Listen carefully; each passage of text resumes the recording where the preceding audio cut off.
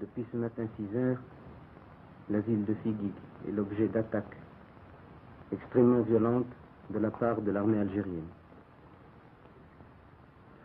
Les troupes algériennes, d'après les derniers renseignements qui nous sont parvenus, ont pénétré de plusieurs kilomètres sur le territoire marocain,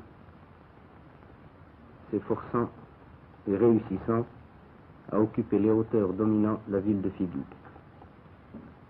Un bombardement extrêmement violent a eu lieu. On déplore des victimes parmi les civils et la petite garnison militaire qu'il y avait à Figuig. Car en fait, il n'y avait à Figuig qu'une compagnie de l'armée royale. Je souhaite que le nombre des victimes ne s'étende pas au-delà de ce qui est déjà constaté.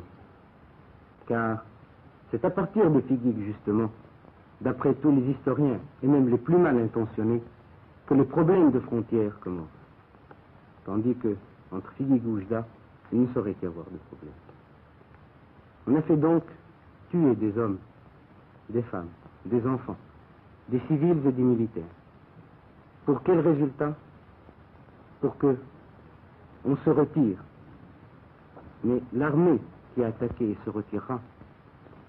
Elle ne se retirera pas seulement avec son barda sur le dos, il se retirera avec une mauvaise conscience, avec le poids d'un péché, qui est celui d'avoir fait couler le sang après la convention de Bamako et le jour d'un vendredi, jour où tous les croyants vont à la prière et jour où tous les croyants, qu'ils soient en Maroc, en Algérie, en Tunisie ou dans le Moyen-Orient, ne peuvent que remercier le ciel et remercier Dieu d'avoir mis un terme à cette effusion de sang entre frères.